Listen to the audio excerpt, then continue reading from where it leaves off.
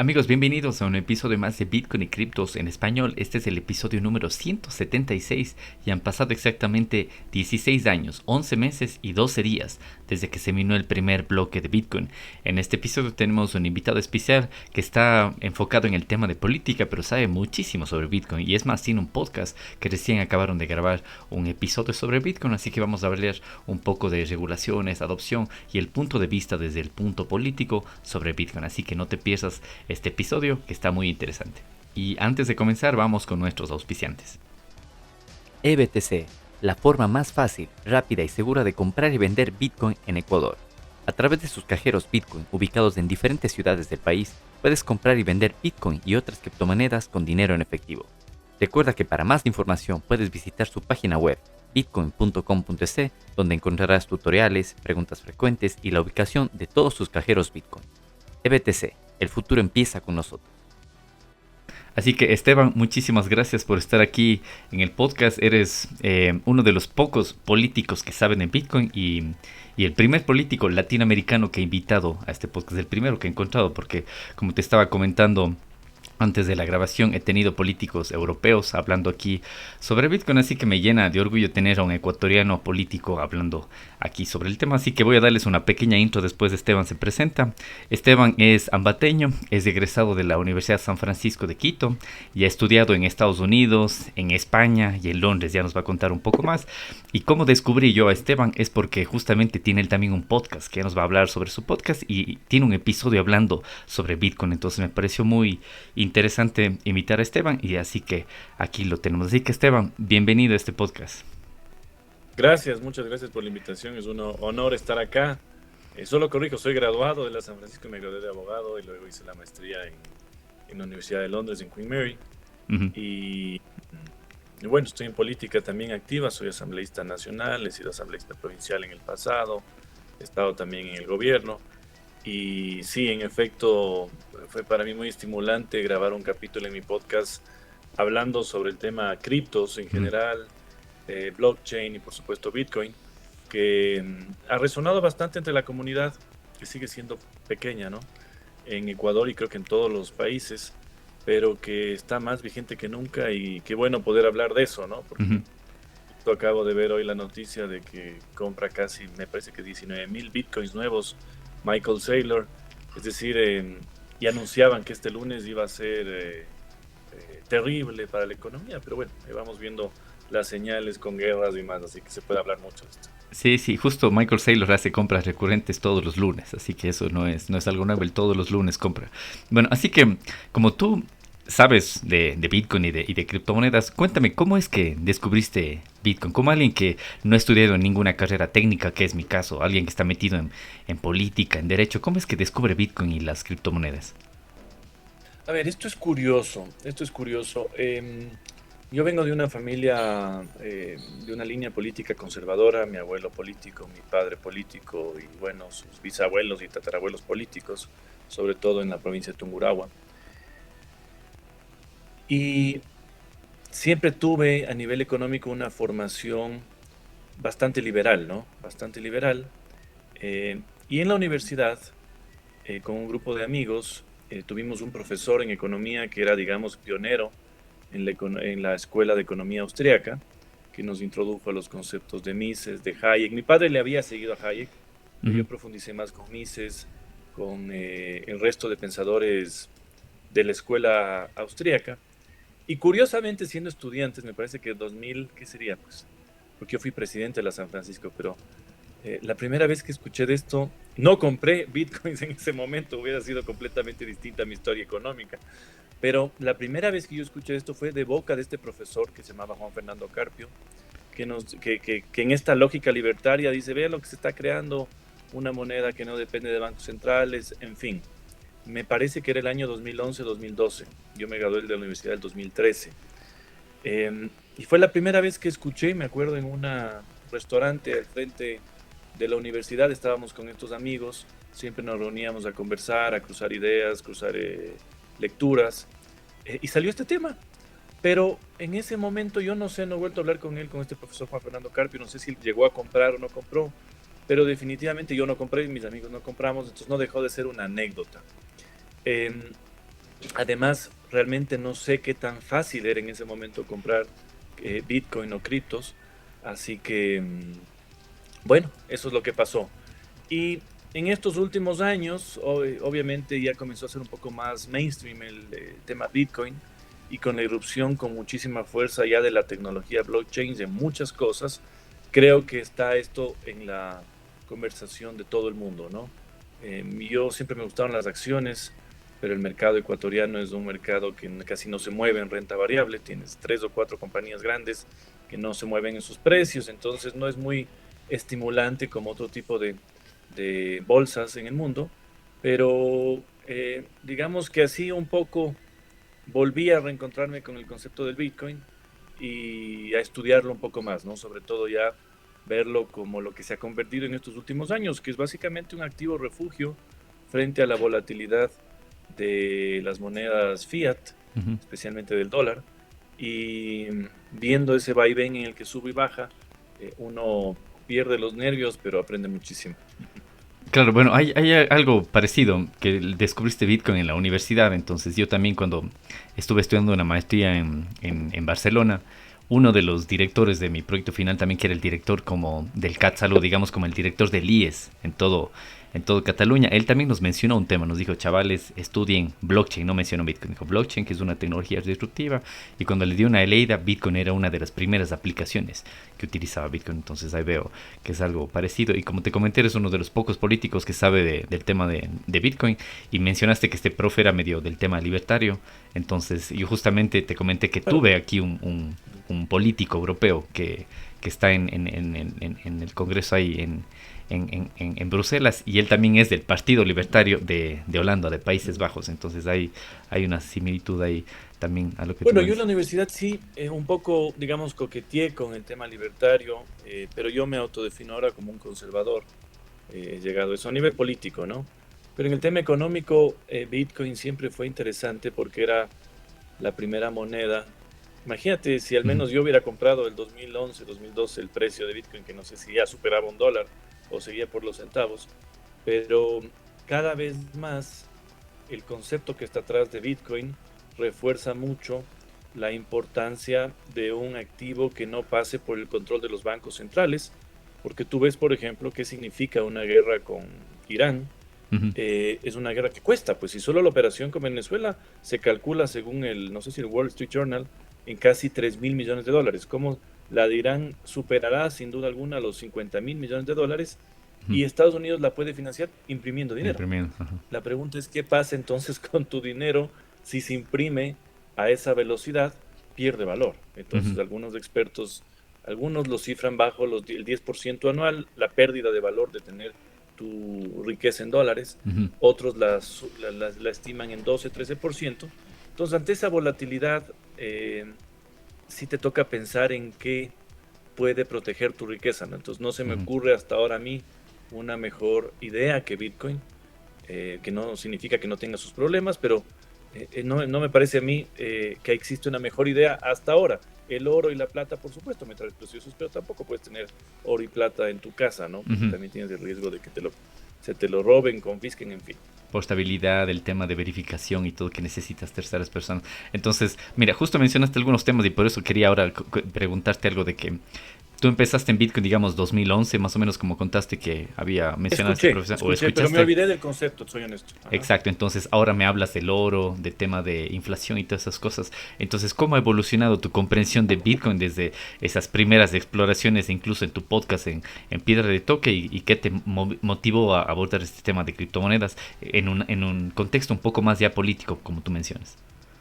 O sea, lo primero es entender la tecnología, ¿no? Uh -huh. Porque eso es lo más complejo al principio. Eso me ha tomado algo de estudio, buenas conversaciones, porque lo que realmente irrumpe como tecnología en los últimos años es la tecnología blockchain, que Uh -huh. claro, sustenta Bitcoin, pero ahora está teniendo incluso un impacto mucho más ordinario en las stablecoins, es decir, Uh -huh. también tienes tú estas criptomonedas que están a la par del dólar, que se sustentan en esta tecnología, que es una tecnología que está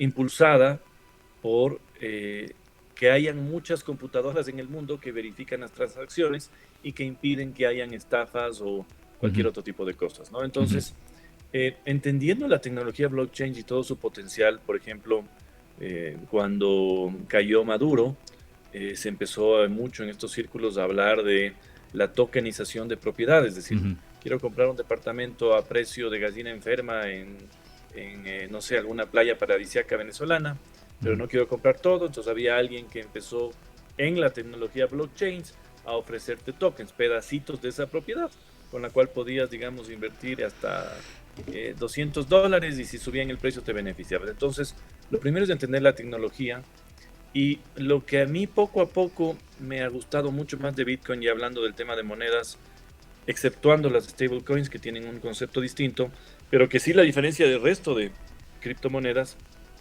es que realmente no hay un dueño, ¿no? ujú, Porque yo tuve una mala experiencia con una criptomoneda, no quiero decir el nombre, pero encontré que tenía demasiados influencers, yo creo que hasta ujú, pagados, para decir que era algo bueno, algo bueno, algo bueno. Y finalmente te das cuenta que no terminan siendo estafas, muchas de ujú, esas. Pero no es el caso del Bitcoin, porque el Bitcoin en cambio no tiene un predicador, alguien que esté financiando influencers, sino que por su solo valor genera discusión y por supuesto atractivo, ¿no? Así que ujú. digamos que he tenido esa evolución desde que escuché el concepto hace mucho tiempo, me olvidé del concepto, volvió a sonar el concepto, entender cuál es la tecnología que lo sustenta y acceder también a buenos libros, ¿no? Este Ujú, libro de Bitcoin Standard es muy bueno, te explica con una teoría justo de la economía austríaca, porque ahí ujú.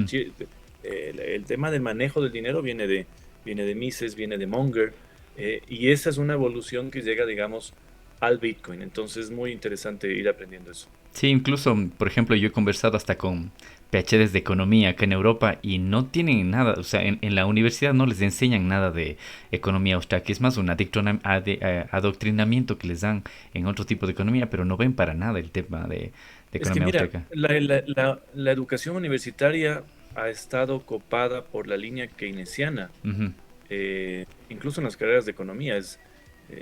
Era bastante difícil encontrar, salvo algunas universidades americanas, pero muy pocas y no las más importantes. No sé si en Europa, me parece que en Europa, salvo la universidad donde estaba Huerta de Soto, que no sé si es la Carlos III o u otra universidad española, no había mucho de estos ujú, conceptos. Entonces tú lo que aprendes o lo que aprenden los economistas es la teoría keynesiana del dinero, ujú, que, claro, ha dominado el mundo, ha dominado los conceptos económicos en los últimos 90, sí, 90, 80 años, pero que no sustentan una teoría del dinero en el tiempo o su valor. Por eso es que desde que se rompió el patrón oro en la moneda americana, ujú, me parece que en la presidencia de Nixon, tú lo que has visto son impresiones de impresiones de impresiones de dinero. Por eso es que una casa que costaba $25,000 en 1930 hoy te cuesta $400,000 en los ujú, Estados Unidos. Es decir, ha perdido valor el dólar, lo que no significa que ha perdido importancia. Eso es ujú, importante saber. El dólar sigue siendo la moneda más líquida, la dominante. Creo que los Estados Unidos están en un proceso de expansión de la adopción del dólar a nivel internacional, pero eso no significa que la moneda, al ser importante, conserve el valor, que es ujú, lo que no está haciendo a diferencia del oro, plata, Bitcoin, te diría yo, ujú. y otro tipo de metales, ¿no? Ujú.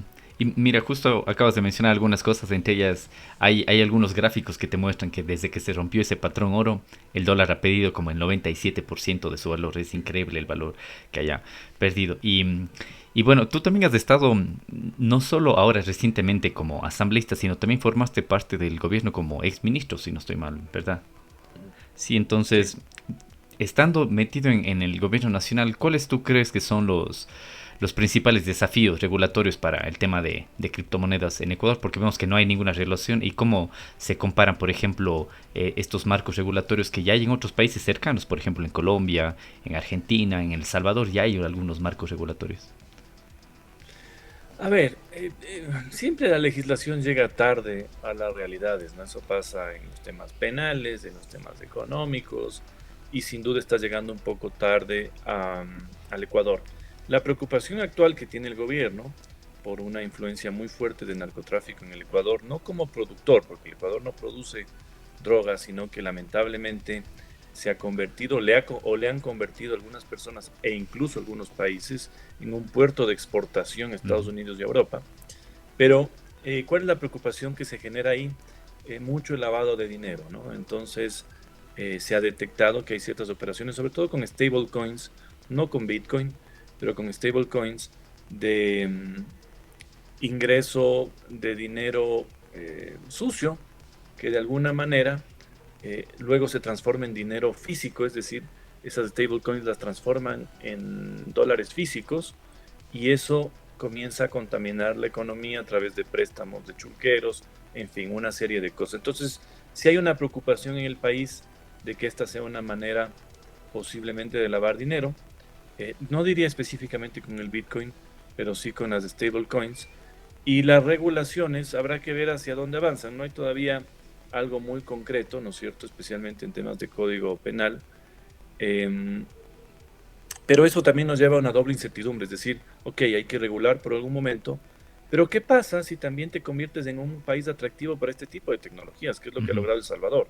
Por ejemplo, tú ves que la compañía en base de Tether está en El Salvador, es decir, adoptaron una legislación muy amigable y eso les ha permitido tener inversiones interesantes. Claro que el tamaño de El Salvador es muy pequeño comparado, por ejemplo, con otros países, básicamente es del tamaño de la provincia de Guayas, comparado con el Ecuador, pero eso te lleva siempre a una doble, siempre pasa eso, ¿no?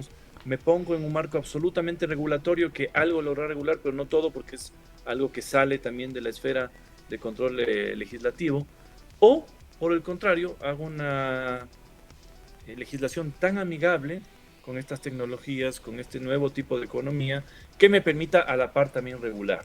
Yo soy un poco, en mi visión personal, más de esa línea, es decir, prefiero que exista una regulación amigable para ahí también hacer los controles. Por ejemplo, me ha gustado eso, yo no sabía, eso me enteré hace un mes, que la sede, digamos, de Tether está en El Salvador. Significa que algo movieron bien las leyes para que haya un incentivo de que esté ahí, más allá del tema de Bitcoin que Bukele lo manejó desde hace algún tiempo, con algunos bemoles, ¿no? Porque también le tocó hacer regulaciones en el camino, especialmente por exigencias del Fondo Monetario. Pero en todo caso, todavía no hay una regulación concreta en el Ecuador. Se ha pensado más solo desde el tema punitivo para regular conductas que pueden ser ajenas a la buena legislación, pero se ha dejado de lado lo otro, ¿no? Que incluso tú ves que en Estados Unidos comienzan a debatir el Clarity Act para ver cómo se regula todo esto. Sí. Tú tienes muchas empresas de cripto que se están transformando o piden licencias de bancos formales. Tú tienes, por ejemplo, en Latinoamérica, el banco más grande es Nubank, es un banco puramente digital. Entonces, yo creo que hay muchísimas oportunidades para que estas tecnologías vayan llegando, entendiendo que tienes países en donde todavía hay un riesgo de, o sea, no es un riesgo, pero es una realidad que hay que solventar, que es la poca bancarización, ¿no es cierto? E incluso la poca llegada de Internet a ciertas zonas, porque entonces con Internet puedes tener bancarización digital y eso abre la puerta no solo para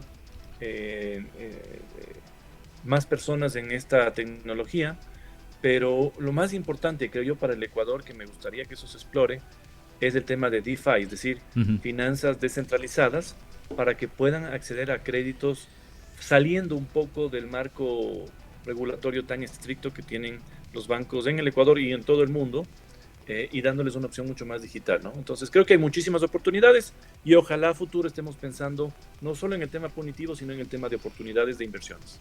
Sí, justo mencionaste algo, porque yo he estado en El Salvador ya 2 veces y justamente en eventos Bitcoin y pude ver la sede de Tether y también Google. Google cuenta con una sede ahí en El Salvador que desde la época de Bukele instauraron la oficina ahí, y algo que mencionaban en las charlas también en los eventos era la poca bancarización que tenían, que si no estoy mal El Salvador tiene como 6 millones de habitantes, es menos de la mitad de lo que tiene Ecuador, y claro, no tenía ni el 20% de la gente bancarizada, y con el tema de la ley Bitcoin y todo eso que tiene ahora, todos cuentan con una billetera de criptomonedas, sea la del gobierno o sea la que tú desees. Tienes cajeros Bitcoin en todo lado, puedes hacer pagos por comprar pizza o comida, o incluso para pagar tu tasa aeroportuaria cuando llegas al aeropuerto lo puedes pagar en Bitcoin. Entonces se ha visto una bancarización exponencial en cuestión de meses, lo que antes le tocaba años hacer al sector bancario. Y mencionaste algo también de por ejemplo, esta semana, si no estoy mal, la semana que pasó, el exchange más grande en Estados Unidos, que se llama Kraken, también ya tiene un permiso para funcionar como banco a Así es. través de la Fed. Entonces vemos de que el sistema financiero tradicional se está mezclando con este nuevo sistema. Y mencionaste algo en Ecuador, por ejemplo, de que si bien se está buscando el tema de regularización porque algo más punitivo, entonces ahí quería preguntarte qué políticas públicas tú recomendarías para fomentar esta adopción según las criptomonedas que hay en el Ecuador, minimizando el riesgo del lavado de activos o la volatilidad, como tú mencionaste. Ujú. Es que mira, por ejemplo, creo que lo de Tether, que es de los más grandes del mundo, sería interesante aplicar otro tipo de iniciativas también que están en el sector y que me encantaría que estén en Ecuador. Por ejemplo, ¿por qué no puede tener Coinbase una base en Ecuador? ¿O Ujú. por qué no puedes tener a otras empresas emergentes fuertes? Tú tienes Circle, me parece que es la de USDC USDC, ah. en Ecuador. Es decir, porque eso te genera nueva inversión, es un nuevo tipo de inversión que está regulada, porque al final lo mejor es eso, o sea, ver las cosas de frente y regularlas antes que prohibirlas 100%, porque al Ujú. final se te van dando igual en la economía. Y me parece que es una forma incluso mejor de ir regulando los temas que pueden ser ilegales, ¿no? Entonces, hay que ver, hay que ver. Yo te digo, un poco se ha concentrado hoy la regulación, no específicamente en el tema de criptos, ¿no es cierto? Pero la ponen como algo adicional al cometimiento de un delito de lavado de activos, por ejemplo. Ujú. Pero, pero no es que haya una regulación anti-criptos o anti-Bitcoin o algo específicamente, no. Es solo, como te digo, una parte de una regulación. Pero lo interesante sería ver cómo te vuelves más atractivo Ujú. para que venga ese sector que sigue siendo financiero al Ecuador. Por ejemplo, mira tú lo que soluciona la tecnología blockchain. La famosa transferencia vía SWIFT, que te toma 7, 8 Días. Ah. días, carísima. Todo eso lo soluciona eh, la tecnología de blockchain. Ujú. Imagínate el Ecuador tiene, me parece, antes era lo más importante, hoy está en el tercero o el cuarto rubro porque Ecuador ha crecido muchísimo en el tema de exportaciones de camarón, banano, cacao, pero las remesas de los ecuatorianos desde el exterior que envían aproximadamente 3.000, 4.000 millones de dólares al año a Ecuador, generalmente le hacen vía sistema bancario. ¿Cuántos costos te genera eso? Ujú. Bastantes, para el que envía y a veces para el que recibe. Entonces, si solucionas algunos problemas, bajas costos con este tipo de tecnología que yo creo, y estoy viendo, por ejemplo, lo que está pasando con grandes bancos americanos, JP Morgan y otros, y ya se están dando cuenta que si no se ponen las pilas se quedan atrás. Entonces, creo que puede esto finalmente reemplazar, por ejemplo, al sistema SWIFT, que Ujú. lo tenemos, si no estoy equivocado, desde los años 70, Ujú. bajando costos, rapidez, facilidad en transacciones legales. Y te pongo un ejemplo de remesas de ecuatorianos que Ujú. viven en España, que viven en Estados Unidos, hacia el Ecuador. Entonces, las posibilidades en este momento son infinitas y creo que yo no lo he explorado a nivel individual. Me gustaría antes conversar con mis compañeros que, digamos, poco a poco se van interesando en el tema, pero no es un tema mainstream, para ver cómo se puede promover en el Ecuador algo tipo un Clarity Act, que lo discuten los americanos, pero para el Ecuador, ¿no? Para facilitar este tipo de transacciones y abrir el espacio a nuevos bancos, el propio caso de New Bank y Ujú. otras, para que vengan al Ecuador y suplan algo que lamentablemente no ha podido el sector bancario, que es primero ingresar a la mayor cantidad de ecuatorianos al sistema bancario, pero no solo es para que tengan una cuenta de ahorros, sino es para que accedan, por ejemplo, a tipo de préstamos y cosas Ujú. que te permiten eh, desarrollarte y crecer. Sí, en estas charlas que estuve en El Salvador también mencionaban el tema de las remesas, porque muchísimos salvadoreños, la mayoría están en Estados Unidos, y mostraron cómo el 30% de esas comisiones que antes ellos enviaban, millones también de dólares a El Salvador, antes se quedaban en intermediarios, en el sistema Así SWIFT, es. en Western Union, en MoneyGram y todo eso, y cómo ahora utilizando Bitcoin y tienen los cajeros Bitcoin en todo el país, todas esas comisiones llegan directamente a los salvadoreños. Entonces las familias tienen ese 30% más de remesas directamente en sus bolsillos y crece la economía dentro del mercado local también, porque tienen un 30% más que antes no lo tenían, tienen ahora para gastarlo. Entonces, quería Así es. preguntarte, tú tienes un artículo que se llama como Bitcoin cambia las discusiones cotidianas, ¿verdad? En un artículo. En- No sé, no he escrito, no sé. Pero, No, pero creo que bueno, no. Ah, en tu página web, que justo la tengo aquí, mira, la tengo por aquí, en tu página web donde está información. Sí, sí, justo ahí hay muchísima información, incluso el tema de tu biografía. Sí, sí, entonces justo eso quería preguntarte si crees que, por ejemplo, Bitcoin puede influir en las reformas constitucionales o leyes económicas de Ecuador, porque mucha gente en Ecuador me dice que Bitcoin está prohibido, pero no es así. En la página web del Banco Central está no, de que no se lo reconoce como una moneda legal de curso, pero de ahí no está prohibida ni su compra, ni su venta, ni nada de eso. no, tú no tienes de hecho ninguna prohibición en el tema criptos. Ujú, Es cierto, pero eso es normal. La mayoría de países no reconoce a Bitcoin como moneda en curso. ujú, No, no hay una prohibición como tal. Incluso existieron emprendimientos locales que manejaban, funcionaban como una especie de billeteras, no sé si sigan vigentes o no, donde podías comprar Bitcoin por primera vez, porque te digo, antes era imposible o era bien difícil. O sea, cuando yo escuché por Bitcoin, hubiera invertido $100 en algo que no sabía, pero nunca tuve, por ejemplo, nunca me explicaron bien cuál es el acceso a la aplicación, cómo se hace la compra, en fin. ujú, Pero hoy que es mucho más fácil, eh, como te digo, no está prohibido, pero creo que una regulación, porque yo creo que llegaron para quedarse, es decir, yo no veo, constantemente veo los comentarios en Twitter, ¿no? Dicen, es el fin de Bitcoin, se va a caer a cero y todo. Yo creo que está este rato llenando un espacio que había en la ujú, economía mundial y veo difícil que desaparezca. No sé si suba muchísimo de precio.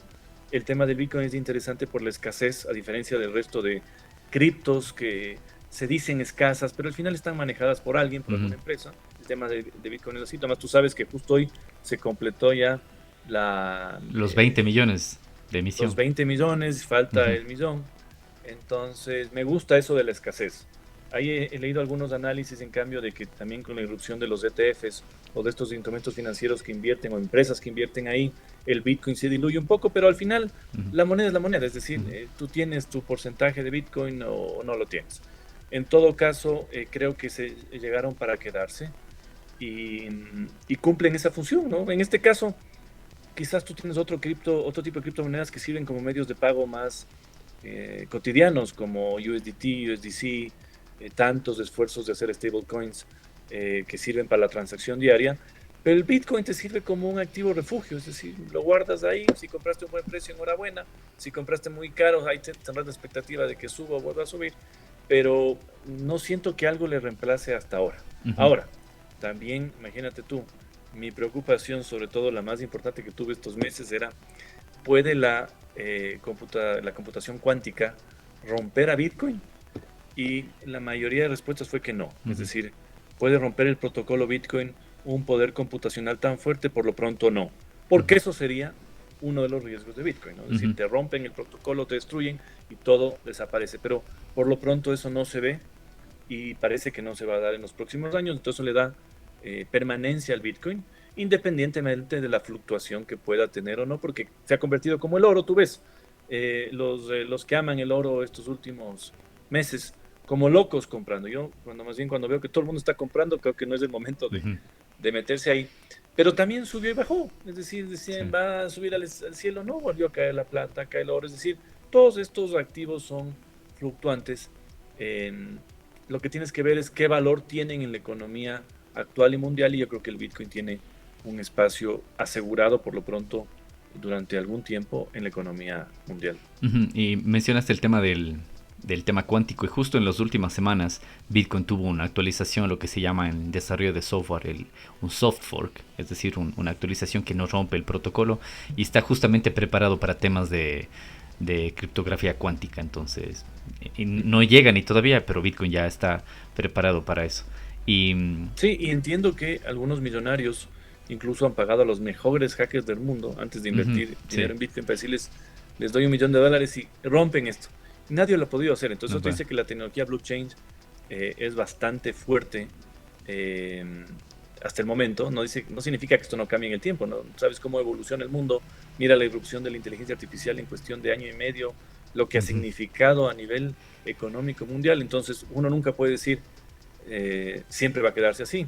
Pero me parece a mí una tecnología que, por ejemplo, en este caso, con la impresión acelerada de dólares, lo que se dio en Biden, lo que van a costar estas guerras o lo que están costando estas guerras, Ujú. le da muchísimo más valor a Bitcoin. Así tú no le veas este rato todavía por los cielos, pero ya se ve su valor actual, ¿no? Ujú. Y quiero preguntarte algo sobre el episodio del podcast que tú grabaste, que justamente lo tengo por aquí en tu canal, que se llama Piedra de Toque. ¿Por qué le pusiste ese nombre, Piedra de Toque?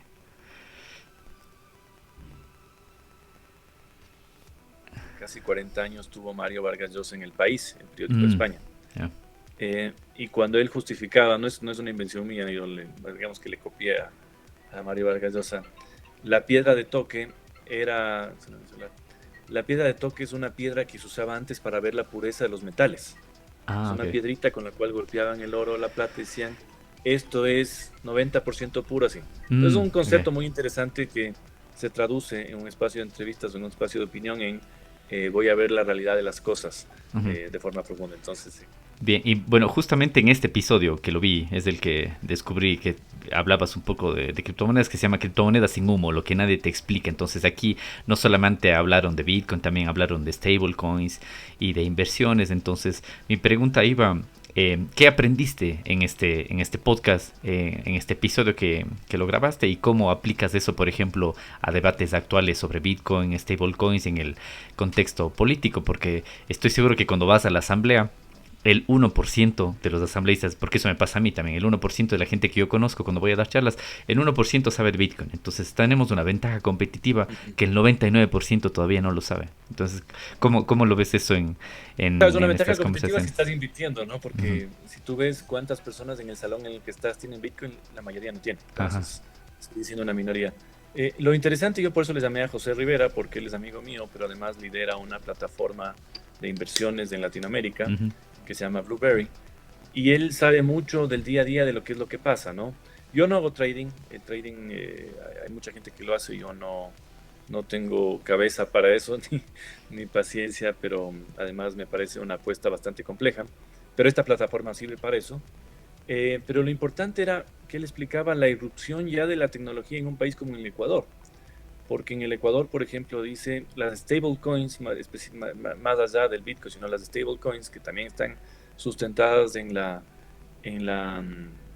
eh, tecnología blockchain, estaban ya sirviendo para hacer pagos de exportadores o importadores en Sí. China. Entonces, a Ujú. veces por la facilidad y el costo menor de pagarte, por ejemplo, la maquinaria que traigo, o que me pagues las flores que me compras en Pekín, los propios empresarios estaban ya usando este volcán. Es decir, a mí me sorprendió saber cómo, y él se entera de todo esto porque él está en ese medio, cómo ya, te guste o no te guste, comienzan a adoptar este tipo de tecnología por la facilidad, por el tiempo y por los costos. Ujú. Entonces, si eso ves ya a un nivel empresarial muy grande, no va a tardar esto en ir bajando al resto de niveles. Entonces, eso me pareció a mí súper interesante. Y también con él hablamos un poco la evolución de cómo es invertir, cómo era invertir en los 70, en los Mm. 80, en los 90, en los 2000 y ahora con esta tecnología que es realmente muy fácil. Tú tienes muchas aplicaciones donde puedes comprar, vender. Hoy puedes comprar, por ejemplo, instrumentos financieros relacionados ¿cómo es? Al petróleo que ha Ujú. subido de forma muy alta. Antes era bien difícil, es decir, si tú no estabas en contacto con alguien que estaba en la bolsa americana con esos teléfonos gigantes en Ujú. los años 80, no podías acceder a esto. Hoy se ha democratizado muchísimo el acceso, lo cual no significa que llegue necesariamente a todos los que debería llegar, porque el problema en el Ecuador, y creo que en la mayoría de países, es la falta de educación financiera. Ujú. Te enseñan matemáticas en el colegio, te enseñan biología, te enseñan gramática, todo te enseñan en el colegio, pero no te enseñan algo muy importante para vivir, que es la educación financiera. ¿Qué significa el interés compuesto? Ujú. ¿Cuál es la diferencia entre invertir en una póliza que invertir en una acción? Es decir, ese tipo de cosas que realmente son las que necesitas saber cuando estás buscando recursos en una edad adulta, no te enseñan.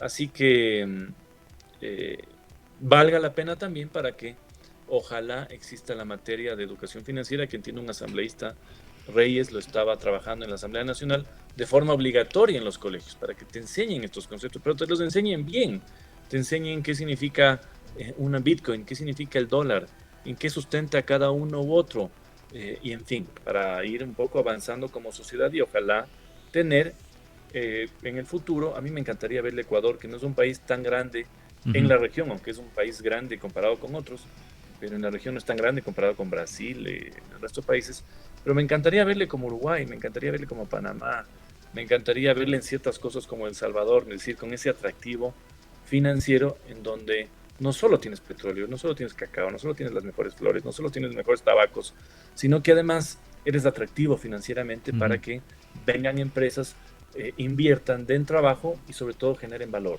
¿no? Y ahora mencionaste, por ejemplo, el tema de educación y tú has sido profesor universitario también. Entonces quería comentarte, ¿cómo explicarías tú el tema de Bitcoin o criptomonedas a tus estudiantes? Sea en tema, no sé qué asignaturas das, pero no sé, en temas de geopolítica o en tema de temas políticos monetarios, no sé, Bueno, ¿cómo les explicarías? es muy interesante tu pregunta, no la había pensado, pero yo ahorita no estoy dando clases, pero cuando daba clases siempre daba clases, sobre todo en las maestrías de Derecho, pero una clase que llamaba Estado y Derecho o Derecho Constitucional, en donde yo siempre me ha gustado a mí la clase socrática, ¿no? Entonces yo prefería nutrirme de las inquietudes de los estudiantes, que en muchos casos sabían más que yo en algunos temas, pero cuando tú diriges las preguntas correctas, logras hacer que la mente se proponga nuevas cosas. Entonces, en el caso este, es muy interesante, por ejemplo, relacionar lo que está pasando con las criptomonedas con la geopolítica mundial. O sea, por ejemplo, la irrupción de los Estados Unidos en Venezuela no solo significaron un control del petróleo. Venezuela tenía una de las reservas más grandes de Bitcoin. Entonces, sí es interesante preguntarse, ¿dónde están esos Bitcoins? Pasaron al fondo soberano que maneja Estados Unidos. ¿En manos de quién está? ¿Cómo tenían los venezolanos o el gobierno venezolano o la élite venezolana esos bitcoins o esas criptos? Lo mismo acaba de pasar con Irán. Irán, antes de la invasión, estaba, no sé si llegó a emitir, pero estaba explorando casi la compra de $500 millones en stablecoins, no sé si era USDC o USDT, para de alguna manera estabilizarle con la compañía. Si esa compra se llegó a dar, ¿en manos de quiénes quedaron esas criptos? Si ves lo interesante de ya relacionar esto con la geopolítica mundial. Entonces creo que eso lo propondría en clase sin duda, ¿no? Y eso te puede proponer ideas o por ejemplo Suiza, que siempre ha sido un refugio de riqueza, bien habida y mala vida, está convirtiéndose también en un refugio de criptos, o El Salvador es un refugio de criptos. ¿Qué son, no? Porque además tú ves cómo aquellas empresas que están bajo el control americano, específicamente Coinbase y este tipo de exchange súper fuertes, el gobierno de Estados Unidos tiene capacidad de confiscarte esas criptos. Lo cual, por eso es que hay tantas personas en el mundo cripto, en el mundo Bitcoin, que hablan de las billeteras frías, la importancia de tener la billetera fría, en fin. Pero es un tema apasionante, o sea, es un tema apasionante, y ahí relacionando que quizás una operación militar no solo está atrás del petróleo, de los minerales, sino que quizás también está atrás ya de criptomonedas o de grandes reservas que se tenían por desconocidas. Y ahora mencionaste algunas cosas, por ejemplo, el tema de los estados-nación, que en algunos podcasts también ya hablamos de eso, como hace apenas 2 años más o menos, habían estados que ya tenían acumulado Bitcoin. Uno de ellos, las mayorías lo tenían como por confiscación, no por reservas estratégicas como ahora lo está haciendo Estados Unidos, pero hemos visto que desde la irrupción de los ETF hace 2 años y los planes de Trump de tener sus reservas nacionales, algunos países han salido a decir que ya tenían ellos Bitcoin, entre ellos Bután, vemos de El Salvador, vemos también lo que hizo Alemania, creo que hace 2 años, que vendió sus más de 60,000 Bitcoins a un precio de 50,000, creo. Y claro, y uno de los episodios que te comentaba que tuve aquí, este político holandés que se llama Tom Van Lamont, que lo ven aquí en la pantalla, es el episodio 152, que los invito a que lo escuchen. Está tanto en inglés como traducido con IA al español. Con él conversábamos de que ahora hay una carrera por los estados-nación para adquirir Bitcoin. Entonces que eso lo que va a hacer es mucho, él también mencionaba el tema de intervenciones militares, en donde decía ya no van a llegar a buscarte el oro ni esas cosas, sino van a llegar a hacer intervenciones de militares para obtener el Bitcoin que tú tienes. Entonces vas a tener, pero aunque es mucho más difícil obtenerlo, porque si llegas a una bóveda vas a encontrar el oro, pero si llegas a un país tienes que encontrar las palabras claves, y ahí viene el tema de autocustodia. Entonces, suponiendo en el caso que se llevaron a Maduro, pero quién sabe dónde están las palabras claves de esa billetera. Puede ser una billetera multifirma que tienen 3 4 5 10 firmas. Entonces, por más que tengan las palabras claves, no van a poder mover ese Bitcoin.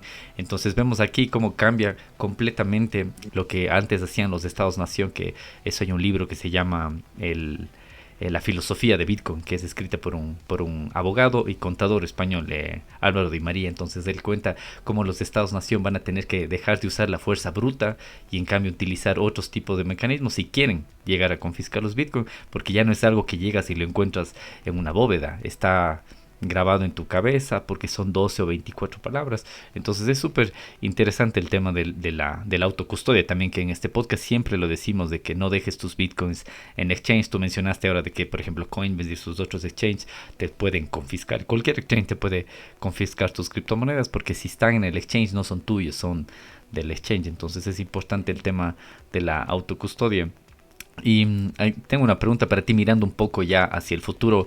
¿Qué visión tienes tú de la intersección, por ejemplo, entre Bitcoin, las criptomonedas y la gobernanza en Ecuador? ¿Tú crees que durante el mandato que estás ahora en la asamblea, crees que se vea algo? Porque creo que tú eres asambleísta ahora, si no estoy mal, del 2029 más o menos. Sí, sí, sí, en teoría desde el 2025 al 29. Sí, entonces, no sé, ¿crees A que se ver, vea algo como que Ecuador se dirija un yo, poco hacia ahí o no? yo creo que sí, yo creo que en la relación de los estados con estas nuevas tecnologías, yo creo que la pauta de los Estados Unidos, que es muy interesante, de hacer un fondo soberano, que es algo que tenían, por ejemplo, otros países, no sé si era Arabia Saudita o los países de los Emiratos, o los estados de los Emiratos, eh, va a ser una lógica que la vayan adoptando otro tipo de países, es decir, eh, tú puedes tener en un fondo soberano acciones de compañía, como las tiene en teoría Estados Unidos de TikTok en la operación americana, pero también puedes tener stablecoins, eh, oro físico, es decir, me gusta ese concepto de las reservas soberanas. Eh, ¿Qué puede pasar estos años? Yo creo que la adopción es cada vez mayor en las economías, especialmente las economías latinoamericanas. Creo que vamos a ver ciertas nuevas regulaciones. Yo lo que espero es que, además del control de los temas ilegales, se promueva también una legislación positiva que le permita ser atractivo al país eh, para inversiones internacionales. O sea, te digo, Ujú. lo que pasó con Tether en Salvador me parece muy interesante. Y creo que hacia allá vamos, ¿no? Yo no sé si es el cambio, como dicen algunos, completamente del sistema bancario, pero sí va a haber se van a romper paradigmas, ¿no? Porque no te olvides que, y esto es interesante, cuando uno estudia cómo funciona el dinero y por ende logra entender por qué vale un dólar, ¿no es cierto? Y por qué un sucre dejó de valer en el Ecuador hace muchos años. Tú sabes que el dinero, por ejemplo, en el Ecuador, era emitido por los bancos privados Ujú. de 1800 hasta más o menos 1925 en el Ecuador. Es decir, había el banco, había cierto banco, me parece que el banquero era Urbina Jado, que emitía sus propios dólares o sus propios billetes sustentados en algo. Entonces, luego de eso, en el sistema internacional que se va pensando, desde Bretton Woods y todo esto, crean el sistema actual que tenemos. Y yo creo que sí va a haber un rompimiento en el paradigma, pero no va a ser aislado. Es decir, siempre necesitas tú aquí la voluntad de los estados. Y veo que al menos con la presencia de la familia Trump en el poder político americano, ese paradigma nuevo tiene la opción de caminar hacia algo más amigable hacia las criptos, ¿no? Especialmente porque la familia Trump está metida en el tema cripto. Tú sabes que tienen empresas que minan Bitcoin, son exchange, en fin. Entonces yo sí creo que va a haber un cambio de paradigma en los que nos va a los países pequeños a ir dando una pauta interesante. Así que creo que hacia allá caminamos, ¿no? Hacia allá caminamos. Veo que los bancos tradicionales se dan cuenta que si no se meten en esto van a Ujú, perder los márgenes altísimos que han tenido y que realmente han sido injustos, ¿no? O sea, tú ves los costos de operación de manejo del dinero y no son pues para las tasas que representan o para el costo que tienes de algunos países, incluso de almacenar tus dólares, porque en ujú, Ecuador te pagan una tasa por tener tu dinero en el banco. ujú, En otros países te cobran, como en España, te ujú, cobran para tener tu plata en el banco. Así que todo eso sí creo que va a migrar. La inteligencia artificial va a influir también en esto. Entonces yo creo que en los próximos 2, 3 o 4 años vas a tener cambios muy importantes en el mundo y también esos cambios se van a ver en los países más pequeños y quizás no protagonistas de los temas mundiales como Ecuador, pero que necesitan mantenerse conectados y no aislados. ujú.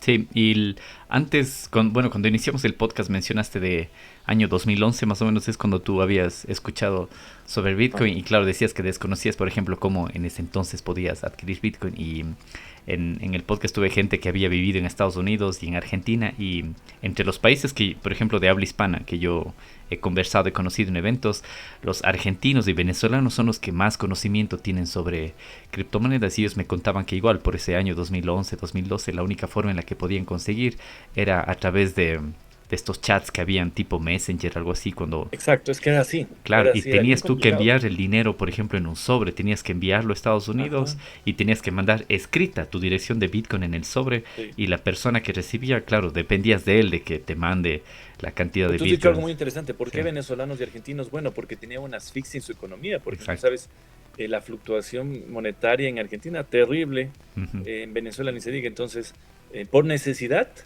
se vieron inmersos ujú. o llamados hacia esa tecnología, pero era así, era bien complicado. O sea, porque yo algún rato creo que dije, bueno, compremos, pero no No sabíamos había, cómo. claro. Entonces no compramos.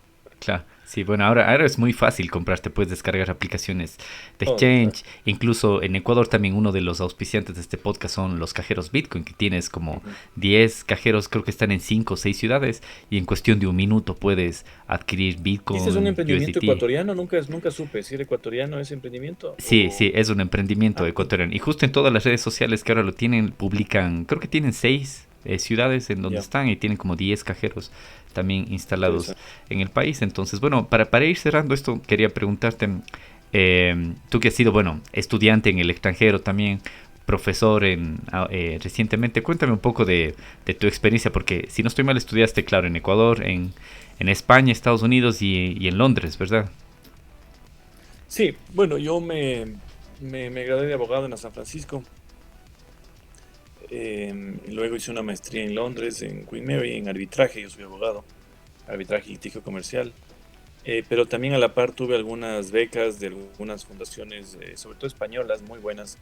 Fundación Botín, Fundación Carolina, que tenían programas intensivos y muy buenos de liderazgo joven. Ujú, Entonces, ahí tuve buenos amistades que quedan hasta ahora, ¿no? En todo el mundo. Pero esa fue un poco mi formación académica. Pero yo te diría que mi formación más importante es la formación personal, ¿no? Las lecturas que uno hace. ujú, Y en este tema específico, por ejemplo, aprender de Bitcoin, de nuevas tecnologías, lo aprendes con buenos libros, o sea, no ujú, te hace falta un curso. ujú. Aunque puedes, hay algunos buenos cursos de eso, pero más las conversaciones, las pláticas, las buenas lecturas te van guiando. Ajá. Eh, entonces, esa ha sido un poco mi formación, ¿no? Mi Sí, formación y además ya la vida, también las cosas que haces en la vida te van formando. claro, y justo mencionaste libros, y esa era una de las preguntas que tenía ahora por hacerte, era ¿qué libros puedes recomendar a tus seguidores? O sea, pueden ser relacionados al tema de Bitcoin, criptomonedas o algo que crees que sea interesante para que tus estudiantes o la gente que ahora te sigue te pueda leer. Bueno, yo tengo algunas lecturas base que utilizo mucho en el tema político, ¿no es cierto? Cuando daba clases las recomendaba. Me gusta mucho la historia, creo que de la historia aprendes. Pero en este tema específico de Bitcoin me gustó mucho el Bitcoin Standard porque me pareció un análisis eh, completo de la historia del dinero. Desde por qué vale un dólar, porque hay un medio de pago en las cárceles que son los cigarrillos, en fin. O sea, te explica muy bien y te dice dónde estás ahora. Es Ese lo justamente este de recomiendo aquí, además. el Que patrón incluso la Bitcoin. última versión que tengo yo tiene el prólogo actualizado de Michael Saylor. Mm, Entonces, es una muy buena lectura. Pero además de ir comprendiendo el dinero, ¿cuánto diría yo? Tengo aquí algunos, pero eh, la historia te ayuda muchísimo. Es decir, por ejemplo, mi primera duda en el tema Bitcoin fue consultar si el Bitcoin era parecido a la crisis de los tulipanes. ¿Tú has escuchado la Ah, crisis sí, de los claro. tulipanes? Que no sé si era Países Bajos o cómo se llamaba en ese momento Ujú, Holanda, pero hubo la fiebre en donde grandes fortunas se perdieron porque la gente apostaba a los bulbos de tulipán. ujú, Entonces, mi primera duda en el tema Bitcoin es, ¿estamos frente a una nueva crisis de tulipanes y esto se va a caer en 3 meses y todos vamos a quedar como idiotas? Eh, y claro, te das cuenta que no. ¿Por ujú, qué? Porque hay una historia atrás de cada cosa. Entonces, en lecturas te diría eso. Yo escucho mucho podcast también. ujú. Hay un podcast interesantísimo que se llama Oportunidades de Inversión de un español, Jordi. Muy bueno, muy bueno. Te va analizando el tema acciones, el tema de Bitcoin, criptos. Eh, pero en fin, te digo, si hay tantos espacios hoy para consultar en donde la autoeducación es más importante de lo que te puede este rato proveer una universidad. Es Ujú, decir, yo he encontrado muy buenas personas que te dan cursos básicos de este tipo de cosas para entender, que creo que la universidad no ha actualizado el pensum o quizás lo sigue tratando como algo marginal, ujú. pero ya no es algo marginal. Es decir, quizás en inversión es algo marginal, menos del 1% de los ciudadanos en el mundo sabe de esto o tiene cripto, pero la tecnología está avanzando o la irrupción está avanzando a un nivel tan rápido que pronto vas a ver a muchas personas teniendo Bitcoin un poquito, ya cuando Bitcoin suba mucho más, como una reserva para futuro. Es decir, yo creo que esto va a ser mucho, eh, la evolución va a ser más acelerada en los próximos 5 años de lo que ha sido desde la irrupción del Bitcoin hasta ahora. Es decir, la velocidad a la que esto avanza Ujú, es indiscutible. Em, pero, por ejemplo, te digo cosas. Algún rato hablaba con un amigo, digo, ¿por qué no hay un stablecoin ecuatoriano? ¿No es acaso un espacio que está abierto todavía? Por ejemplo, el EQ1 o alguna cosa, como le hicieron al ajá, USD1 sí. en Estados Unidos. Hay muchas cosas que están todavía abiertas, hay muchos negocios por desarrollar muchas oportunidades que van supliendo un espacio, que es un espacio que no logró la banca tradicional, que no han logrado los bancos centrales del mundo y que le da muchísimas oportunidades sobre todo a los jóvenes, te cuento, porque noto algo de pesimismo, no de pesimismo, pero de desinterés de los mayores. Es decir, alguien de 60, 65 Ujú, dice, oye, tengo mi jubilación y cosas, pero ponte a pensar en los jóvenes ecuatorianos. ujú, Yo tengo 36 años. Supongamos que me jubilo a los 60. ¿Será que en esos 24 años el sistema de salud, seguridad social me permite tener una pensión interesante? Quizás no, porque ujú. tú ves lo que está pasando en España, por ejemplo, la Ajá. crisis de las pensiones. En Chile, que en un momento hizo bien las cosas, hoy hay una crisis terrible. Entonces, eh, veo más interés en los jóvenes, no se diga en generaciones más jóvenes, por eso hay una oportunidad de aprendizaje, de enseñanza, de generación de nuevos negocios, y qué mejor que el Ecuador puede estar en la boca del mundo como un hub de criptos o financiero, como lo ha logrado El Salvador. Yo creo que ahí tiene un mérito muy fuerte Bukele, que se planteó esto desde hace algún tiempo y que su apuesta hasta ahora no sale mal, ¿no? Porque le criticaron al principio de que parte de la riqueza esté en bitcoins, pero al final, si tú ves los ciclos y todo, le ha ido bien, le ha ido Ujú. bastante bien. Sí, y mencionaste, como digo, yo paso en España la mayor parte del tiempo y es increíble el pesimismo que se ve acá entre las nuevas generaciones, los que tienen más o menos están entre 20 y vemos también que muchos de ellos se van incluso a un tema político como más de la extrema derecha que le llaman aquí y muchos de ellos son los que están explorando más el tema de criptomonedas y utilizarlo como reserva de valor porque ellos también lo ven como que esta va a ser mi jubilación, ellos ya no cuentan, ya no dependen del Estado en decir, no, de aquí yo en 50 años no voy a contar con la jubilación. Es que Entonces mira ellos lo que están pasa en ahorrando el ahí. mundo, y eso alimenta el pesimismo. Antes, en los años 50 o 60, un matrimonio con el sueldo del Ujú, marido podía vivir y vivía bien, ujú, criaba 3 o 4 hijos. Hoy, la situación es que a veces dos profesionales ujú, casados no logran salir mes a mes.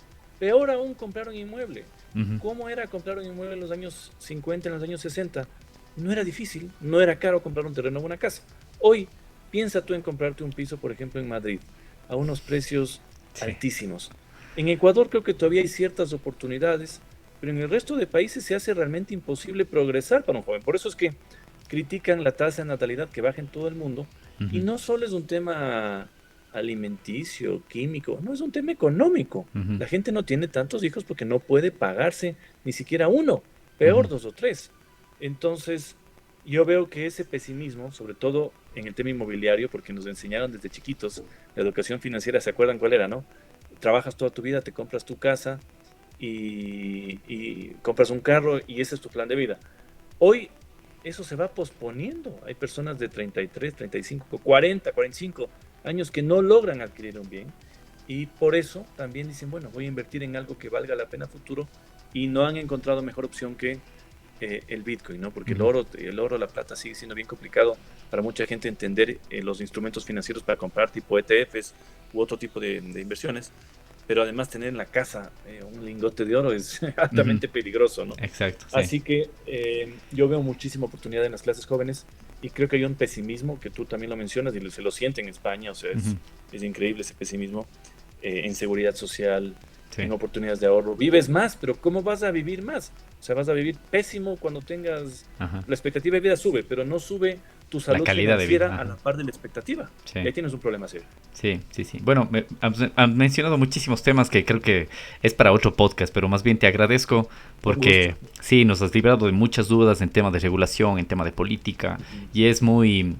interesante ver un político ecuatoriano que sabe sobre el tema, porque digo, me he encontrado con muy pocos a los que he podido traer aquí al podcast y veo que tú sabes muchísimo, así que nos iríamos de largo, pero más bien Agradezco. te agradezco Esteban, y estás cordialmente invitado para grabar otro episodio. No sé si por ahí sale alguna otra regulación o vamos viendo si De este año acuerdo. algo interesante para poder grabar. Y bueno, espero que cuando esté por Ecuador también podemos hacer algo para grabar en vivo, que Sin duda.